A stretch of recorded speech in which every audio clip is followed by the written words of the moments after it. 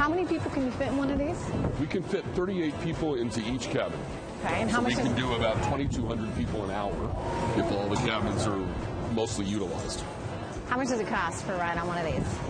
The ticket price is posted at $32 for a ride, and that would be the price if you came at the peak periods, like on an evening on a weekend. But at other times of the day, it's often discounted off that price. So I hear that I'm going to be able to actually see all of Vegas on this. You are going to be able to see all of Vegas. So we have less than a minute for everyone to get off the wheel as it arrives in the station and get on. So jump on. It moves at 1 foot a second, so that's the speed you're seeing. Oh, I see. There is a net.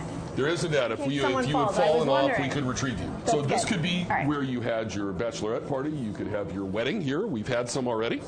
You had a wedding? You could have a corporate event. You could have a Bloomberg event. You could have Mr. Bloomberg here telling you about whatever he'd like to tell you. You could program your own party music, your own videos. You could have a training event, family reunion. We should have Bloomberg on the screen. You could have Bloomberg. For a small fee, we'd be happy to have Bloomberg. How'd you come up with the idea of a Ferris wheel? Well, we were trying to solve a specific problem. If you look down our link here, you see that we're asking our guests to come about 1,200 feet off the strip east. And to get people to walk 1,200 feet to something, you've got to have an attraction that hits several different dimensions. It has to move a lot of people, it has to be open every day, and it has to be attractive all hours of the day.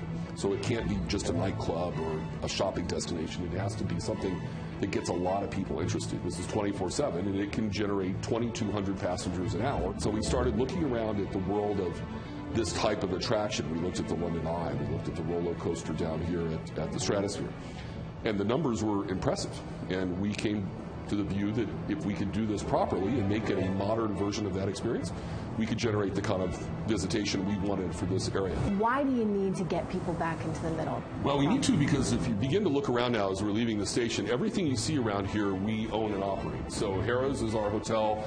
This is what's now called the Quad. We were behind the Flamingo. Caesar's Palace is across the street. On the other side, Bally's and Paris and so on. So this is all you? This is all us. We have 360 contiguous acres of land around here, including this undeveloped land behind us.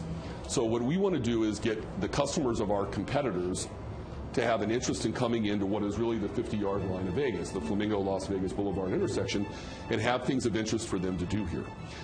So what is there to do here? Well, in addition to the existing casinos and all the amenities they offer, what's in the link is a series of affordable retail dining and entertainment options. So things like Brooklyn Bowl, where you can come hear a great concert and bowl and drink and party. Unique retail experiences that don't exist anywhere else in Vegas. The Yard House is here, for example. We have a Sprinkles cupcake destination, which serves these boutique, very expensive and really good cupcakes. We know those in New York. Yeah. So there's all sorts of things that are only here. As retail has developed in Vegas, there's, for example, a number of Louis Vuitton stores and Dior stores. They're all lovely, but there's lots of them. Everything that's in the link is more affordable, it's more accessible, it's an outdoor and indoor experience, it's open 24/7, and it's fun.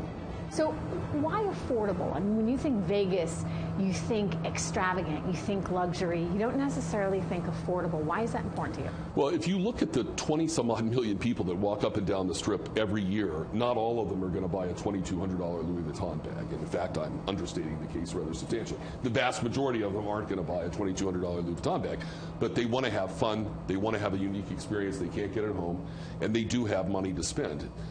And increasingly, since 2008, that's the kind of experience that needs to be offered here. So that's what the link is intended to appeal to. So you get them all here. You get them near your casinos. Ideally, hopefully, they go in, they play a little as well. They play, or they drink, or they eat, or they shop, or they go to the spa. They spend money. They spend in money. Caesar's property. That's right. You've got this whole new area of retail development.